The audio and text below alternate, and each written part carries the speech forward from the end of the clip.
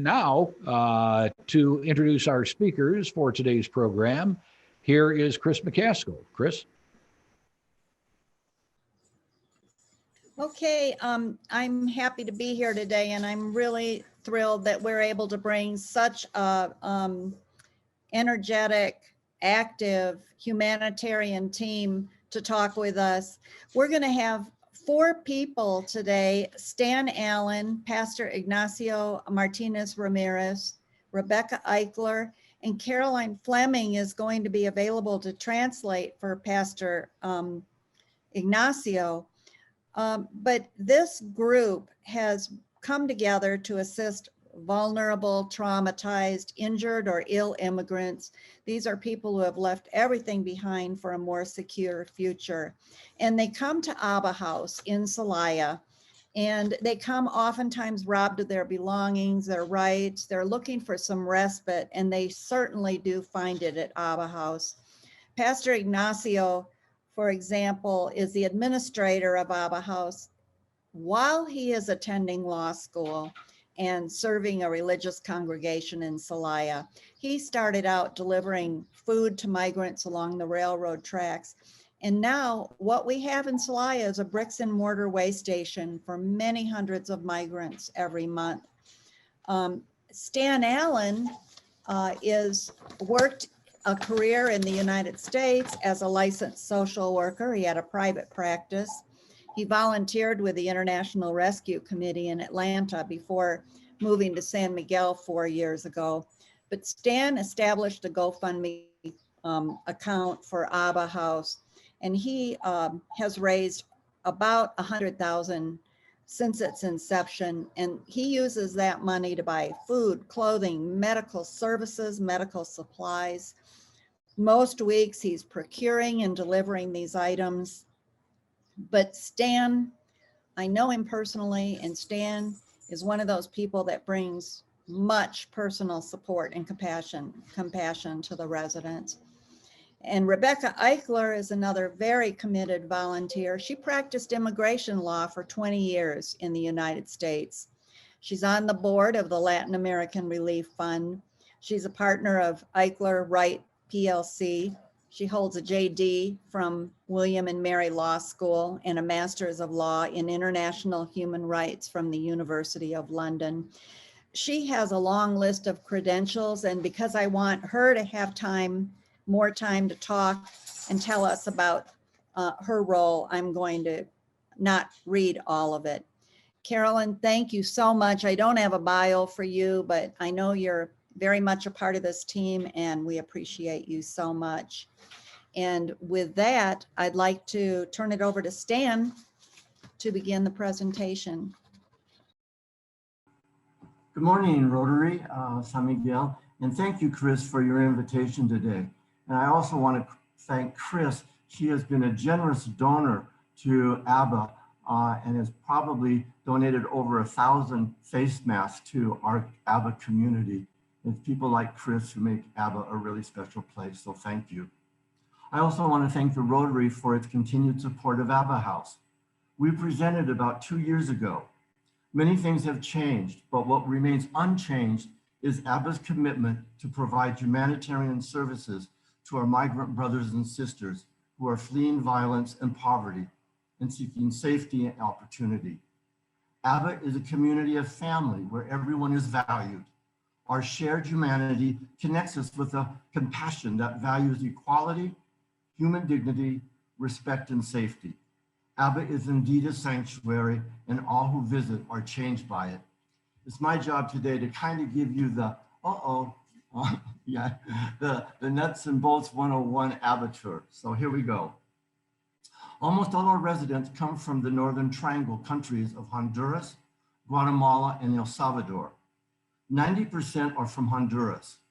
Warsan Shire says in her poem, Home, no one leaves home unless home is the mouth of a shark.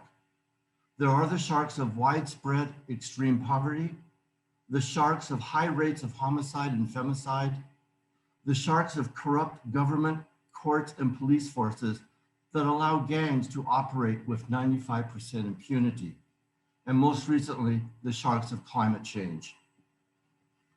Every year, almost 500,000 people flee for the US through Mexico, mostly by train. All trains headed north pass through Celaya, the midpoint of the 1,500-mile journey. The trains are more dangerous than ever. They run faster and are harder to board. They attract all the predators of migrants, the military, police, gangs, coyotes, cartels, and now COVID. No one escapes the villainy of La Bestia. We have no idea how many migrants are killed and missing. They are indeed an incredibly vulnerable group. Eduardo Mora, a resident of San Miguel, wrote in his poem, "I'm afraid of the snakes. I'm afraid I will drown. I'm afraid I will get lost. I'm afraid I will get kidnapped. I'm afraid, I'm very afraid, but I do the journey anyway." Migrants arrive at Abba exhausted, injured, and dehydrated. The emotional injuries are harder to see and always very personal. Most have been robbed and physically assaulted, and 50% of women sexually assaulted. Abba has welcomed over 40,000 migrants in just over 5 years to the safety behind its steel doors. It's an oasis of safety and recovery, an Eden, as one resident has called it. These two pictures express the touch, care, and personal relationship Abba extends to all. All are welcome at no cost. It's all about human dignity, the human dignity of safety for women, children, members of the LGBT community, the dignity of hot showers. Abba has hot showers now, fresh clothes, medical attention, nutritious meals, and rest with both eyes closed. There are 4 distinct groups at Abba. The largest group of residents are the migrants in transit. Some days there may be only 1 or 2, other days there may be 40 or 50 or more. The numbers reflect what is happening at the US and Mexican borders. Last month, Abba served 837 individuals, 594 men, 144 women, and 99 minors. My guess is over 70% are away from their families and communities for the first time. The migrants in transit now only spend a single night at Abba, are housed in the downstairs open air patio apart from the long-term residents, eat separately, are temp checked, and mask and hand washing obligatory. Abba House is one of only 3 shelters that has remained open throughout the pandemic. It's another Abba miracle that there has not been a single case of active COVID. I was very touched by this group of men praying for safety as they prepared to leave Abba. Many arrive alone, but all leave in small, safer groups. The first group of long-term residents are the seriously injured. Abba is the only shelter in Mexico that partners with the Cruz Roja to treat amputees, most who have fallen from the trains. Over 50 men and 2 women have been treated. The grit, youthful resilience, and determination to reclaim their lives is heroic. The second long-term group of residents are those who are repatriating. I was surprised to learn that the Office of Migration is an important Abba partner. As Trump's policies created deplorable and dangerous living conditions with no end in sight at the northern border, many returned to Abba and would make the impossible decision to return home. The Office of Migration provides transport, generally by bus, to home countries. These are wrenching decisions with impossible goodbyes. I have seen the profound pull that home, family, and culture play in residents returning to their home countries, in spite of all the dangers they were fleeing. Everyone leaves Abba knowing they are always welcome back. The last group of long-term residents are those applying for visas and asylum in Mexico. Many of the seriously injured adopt Mexico as their new home, feeling their home countries are just too dangerous. The Abba staff is learning how to better help transition these residents into the community safely. This is an area that demands significant resource development. Abba has an incredibly committed staff doing very hard jobs with long hours. The staff are paid by a grant from the Church World Service. It has created stability, professionalism, and teamwork. I am proud to be part of this team. We are all inspired by Pastor Ignacio, who models compassion, care, and commitment. He has taught me to trust the miracle of the loaves and fish. Abril is our clinical psychologist. She's the one in the white t-shirt, and an invaluable member of the Abba team. She counsels individuals and groups on their rights as migrants and offers support for those who are dealing with loss and trauma, which is everyone. Last week, she helped our first resident register for the COVID vaccine in Celaya. Angie is a founding member. She is our official registrar and enters everyone into a shared database with 13 other shelters. She has helped locate separated and missing family members, which is not uncommon. She has a hard job of assessing everyone and referring to Abril or Pastor Ignacio when appropriate.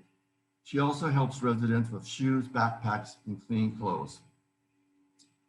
Ricardo is our doorman and welcomes and orients every new resident 24/7. He's also a brand new dad.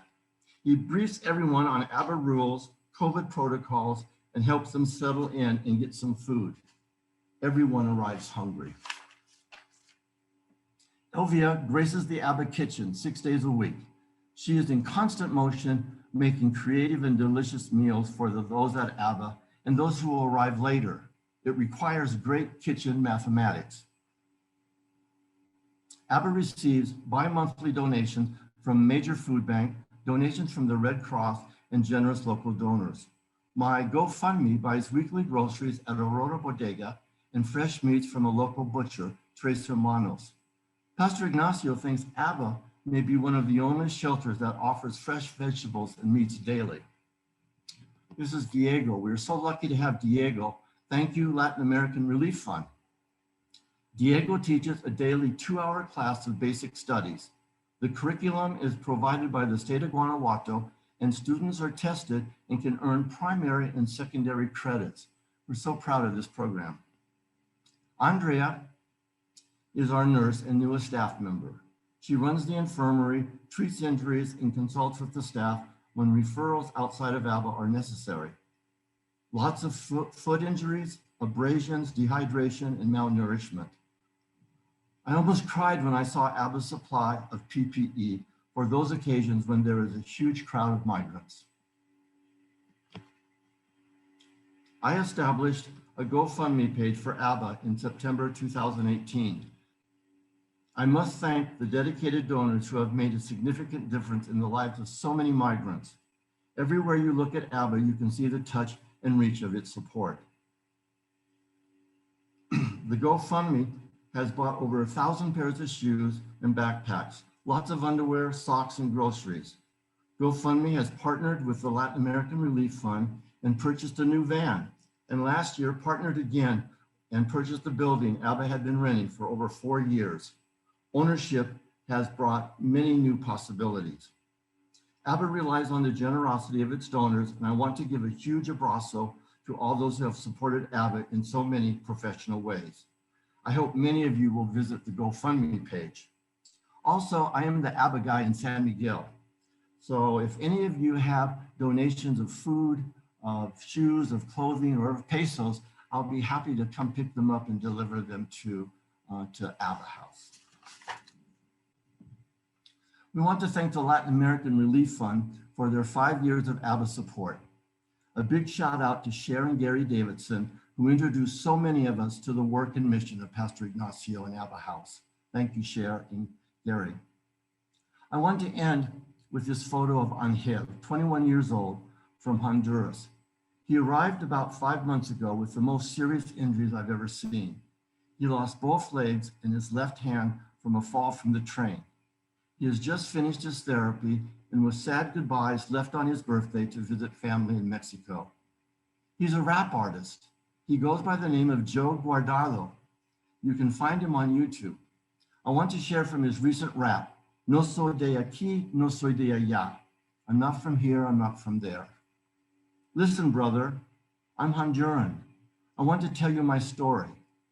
lost my parents early, stayed with my grandparents, raised myself in the streets, slept in plazas, changed work for books, left my country because of the gangs, and here beginning my new life. I'm not from here, I'm not from there. I only want to find a home. I'm looking to change my reality, to live, to dream, and be happy. Thank you, Joe. And I want to end with this last photo. It's one of my favorite photos.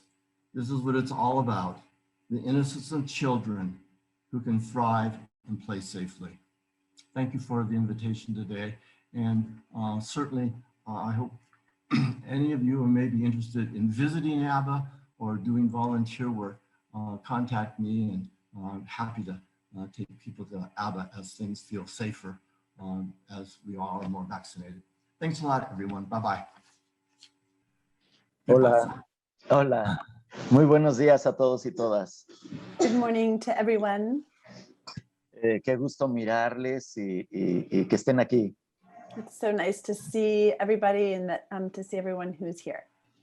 Pues ahí está lo poquito que hemos hecho en Abba. There you have it, just a little bit of work that we've done at Abba. Y digo poquito porque hay mucha necesidad en el pueblo de nuestros hermanos migrantes. And I say the little bit because there is a lot of need in our community of migrant brothers and sisters. Quisiéramos hacer más, If we could do more, pero esto es parte de lo que llevamos y con mucho gusto y mucha dignidad. but this is what we have done with lots of pleasure and lots of dignity. Abba es el gran milagro Abba is the great miracle, y no tengo problemas con los milagros and I have no problem with miracles porque cada uno de nosotros somos un milagro because every single one of us is a miracle. y Abba es ese milagro. And Abba is that miracle as well. Y ustedes en esta trayectoria nos han acompañado en esto. And you guys, during all of our journey, have accompanied us. Y agradecerles profundamente por todo su apoyo, I want to thank all of you deeply for all of your support, por todas esas oraciones for all your prayers que nos cobijan that shelter us, y esa mano que se extiende siempre en favor de nuestros hermanos. and the hand that you always extend to us on behalf of our brothers and sisters. Entonces agradecerles profundamente So I thank you deeply por este espacio, for this space, por este tiempo for this time, y más que nada porque sé que siempre están ustedes ahí atrás de este gran milagro llamado Abba. and more than anything, because I know that you are always behind us, behind this great miracle called Abba. Los retos continúan The challenges continue. a pesar de que estamos en medio de esta pandemia. In spite of being in the middle of this pandemic, Abba se ha mantenido firme, Abba has continued strong, abierto en todas sus puertas, with all its doors open, sin ningún contagio ni ningún caso positivo. without a single positive COVID case. Esto es el milagro. This is the miracle. Entonces, estamos nuevamente profundamente agradecidos por todo. And so, again, we are deeply grateful for everything.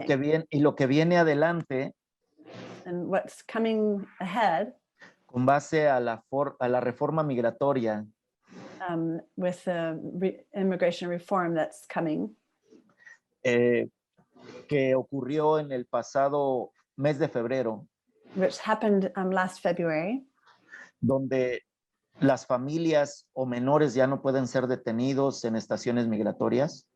where families and minors are no longer allowed to be detained in immigration or detention centers.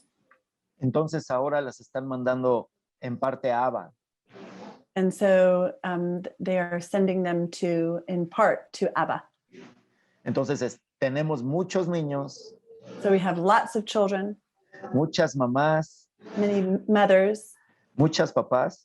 many fathers, Entonces familias completas, entire families, donde ahora estamos tratando where now we are trying de ayudar a las familias to help families para que en un momento dado so that at a certain moment, se queden en Celaya they could stay in Celaya y pueden desarrollar and they can just develop there esa calidad de vida que ellos buscan.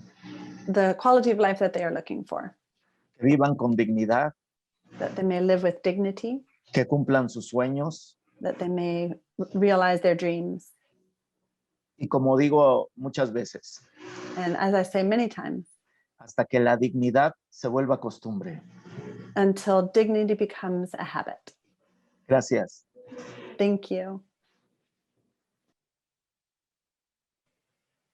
Good morning, and thank you so much for having me to this meeting. It's such an honor to be here with Stan and Ignacio, who are working so hard. I have a little presentation to share, and let me just pull this up.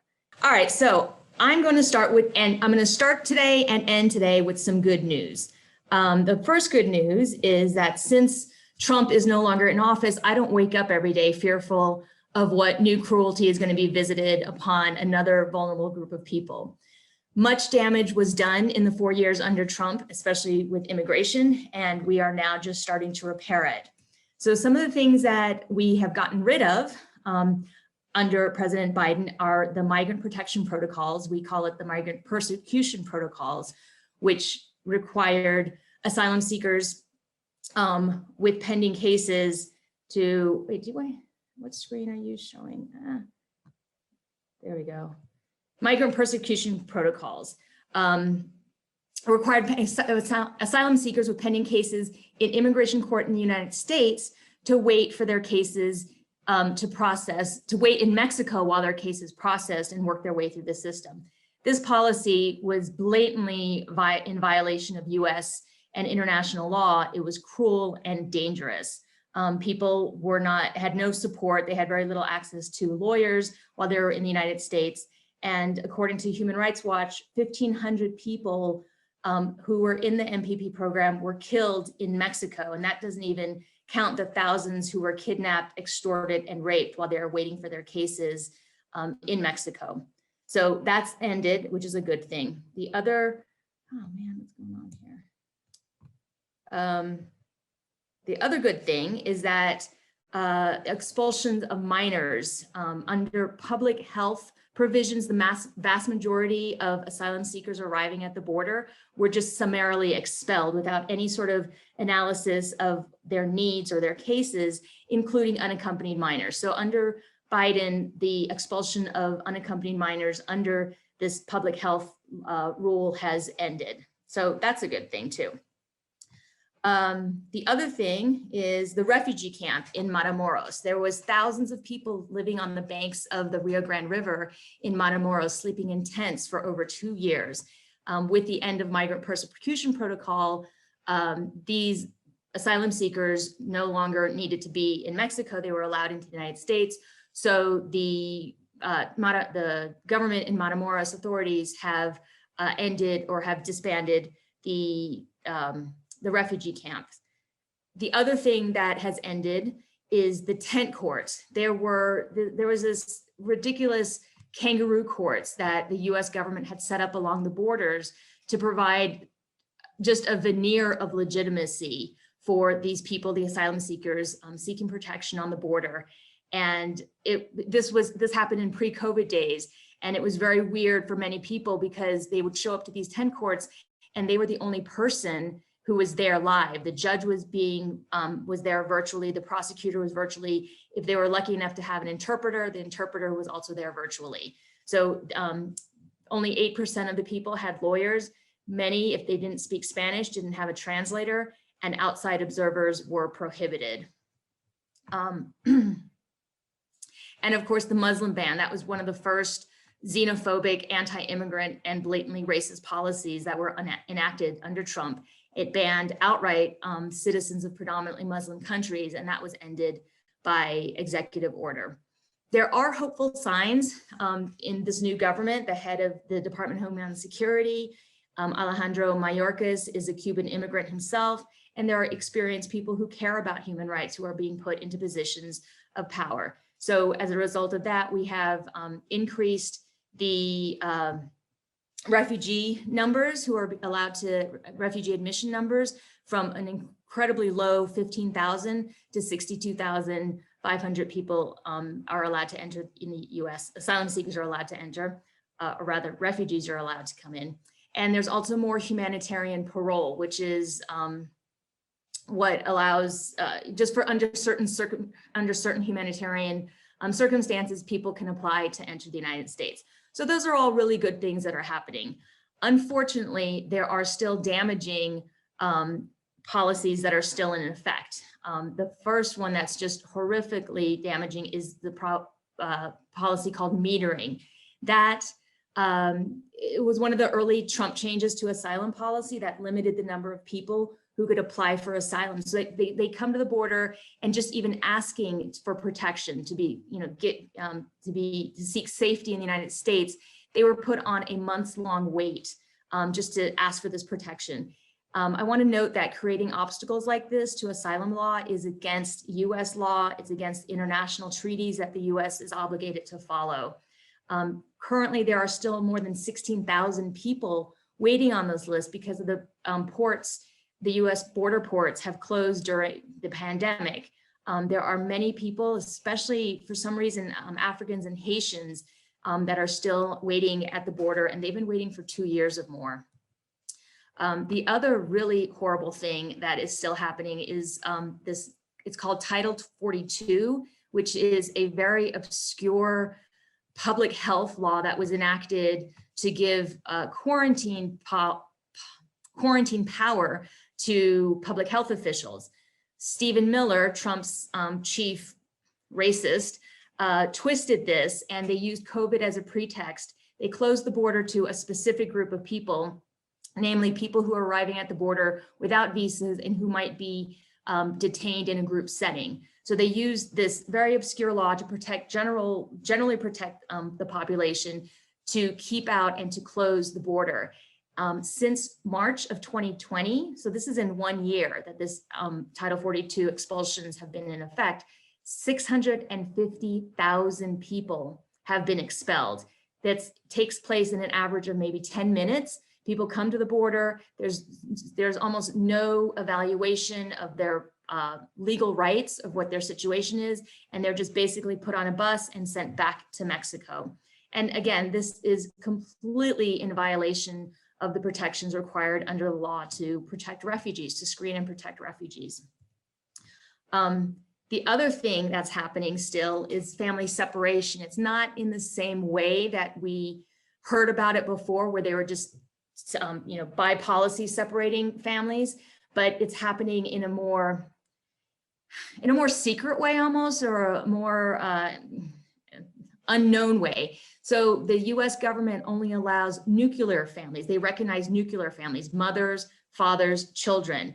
Many families who show up at the border aren't constructed this way. We have grandparents arriving with their grandchildren. We have aunts and nieces, uncles and nieces, cousins coming together, an adult cousin and their, a minor cousin. When they present themselves at the border, the US government doesn't recognize them as a family unit, so de facto, they separate them.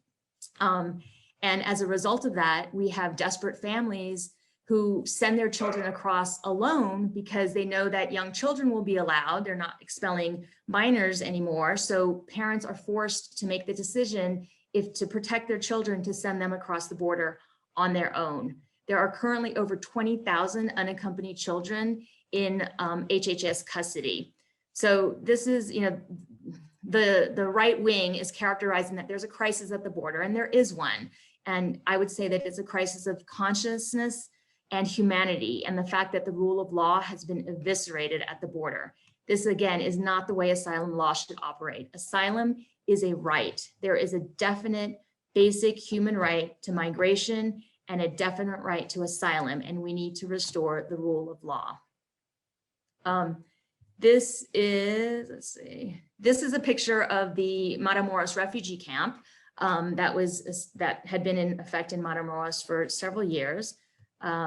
Here, while it was there for about 3 years, and an infrastructure had been established. There were multiple international NGOs that were working there. They established hand washing stations, sanitary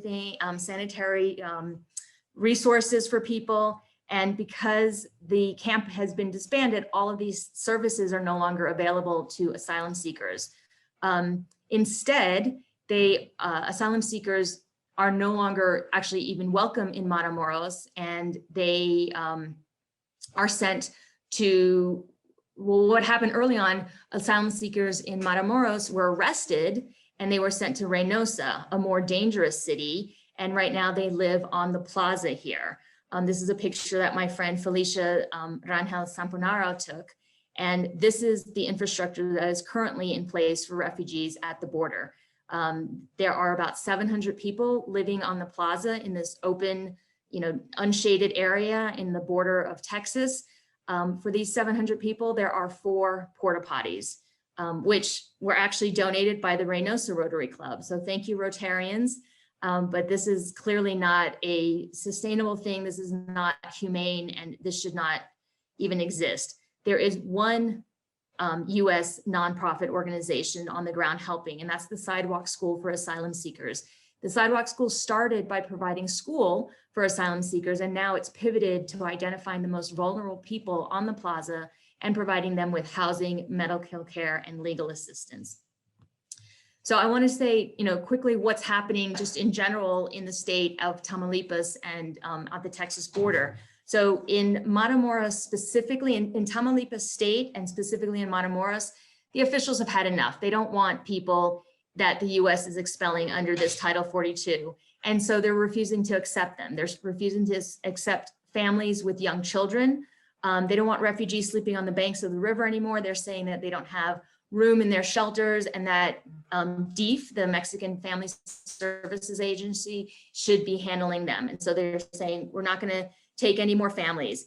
And clearly this is great because families should not be expelled. But the problem is other Mexican states are accepting these people. So what the US government is doing is people who are being expelled, or instead of expelling people to Matamoros where they're not being accepted, the US government is flying or busing families to other cities along the border, including El Paso and San Diego, which is on the completely other side of the border, 1,500 miles away.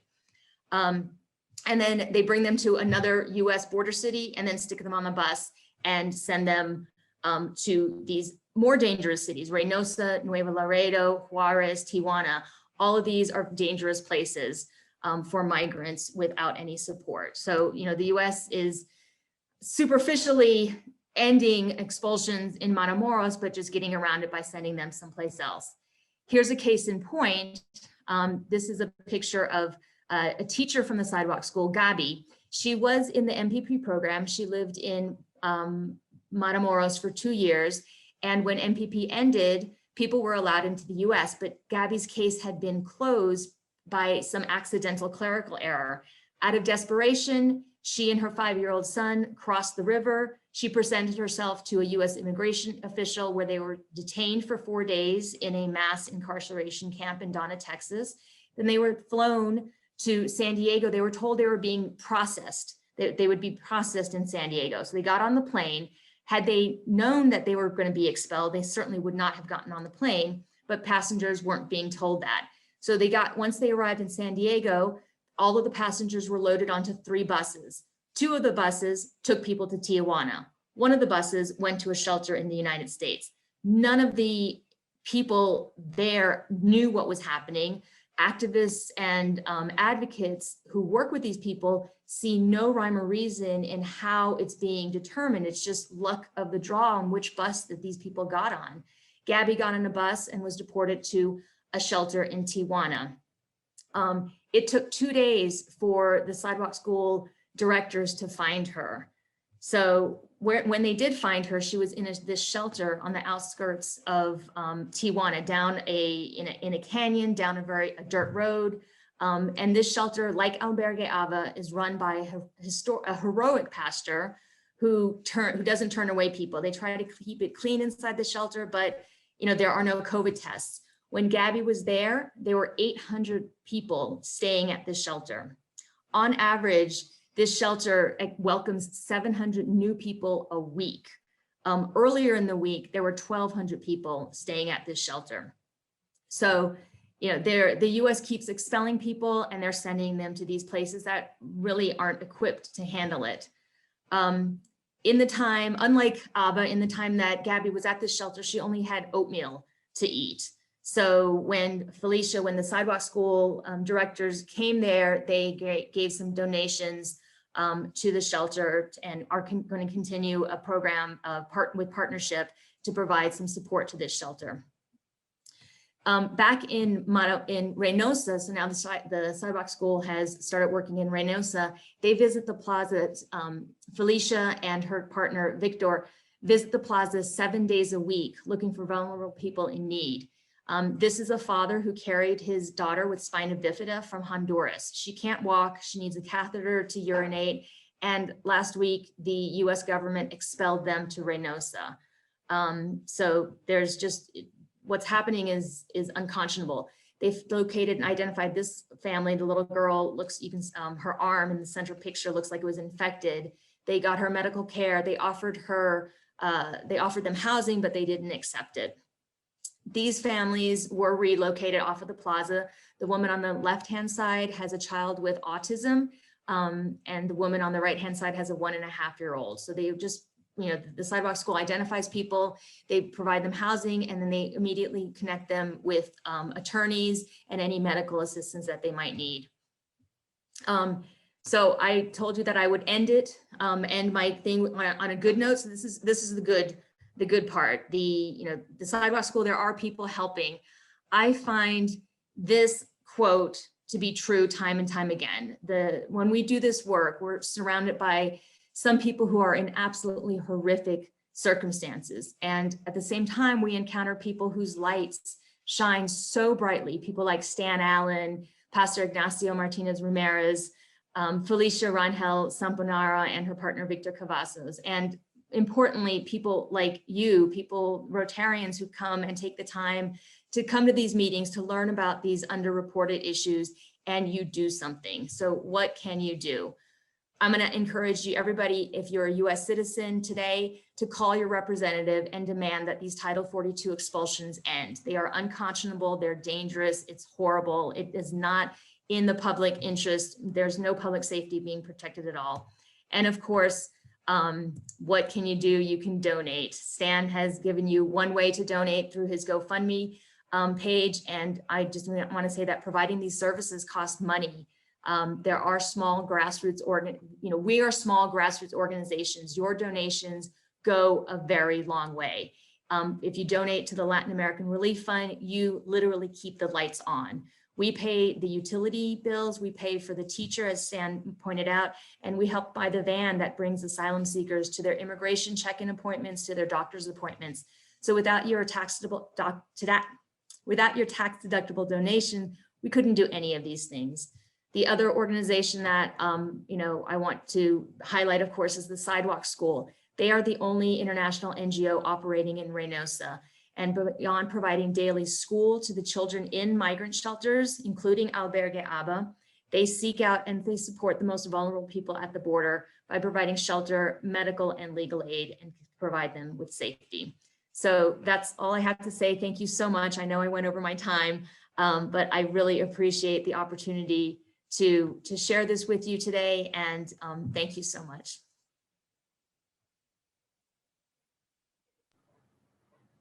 Thank you to everybody. And I am watching the chats to see if we have questions or comments. So we do have a few minutes for that. Is that right, Skip? Yep, go ahead. But I'm not seeing anything just yet. A lot of there's one thank here. yous. Go ahead, Skip. There's a question from David Bossman. Since we have many immigrants who come through San Miguel, has any consideration been given to setting up an Abba satellite center in SMA? Stan, that might be one for you. I might translate that first should I translate that for Pastor Ignacio? Yes. Okay. Una pregunta de parte de un miembro del grupo es que como hay muchos migrantes que pasan por San Miguel, se ha considerado abrir un sucursal de un albergue en San Miguel? Pues siempre que se dé la ayuda, Siempre que se ve la ¿qué? se dé la ayuda, Uh-huh.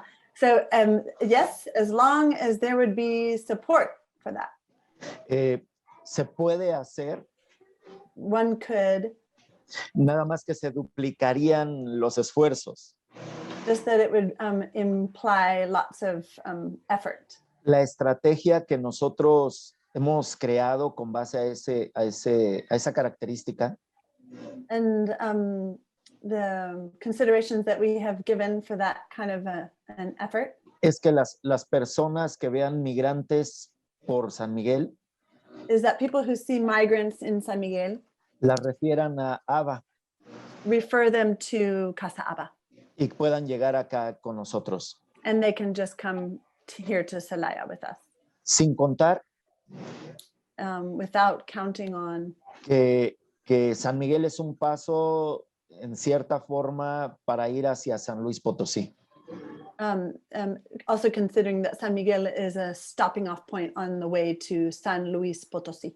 Y lo más seguro And the safest es que esos migrantes que pasan por San Miguel is that the migrants who pass through San Miguel ya pasaron por Abba have already gone through Y ya- Casa Abba y ya van hacia Estados Unidos. and are already on their way towards the United States.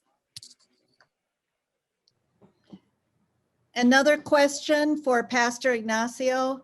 Has the U.S. encouraged Mexico to repel migrants crossing the country? I know Rebecca spoke a little to that. Otra pregunta para ti, Pastor Ignacio, es si el gobierno mexicano ha fomentado la expulsión de migrantes de México para atrás. Oh, sí,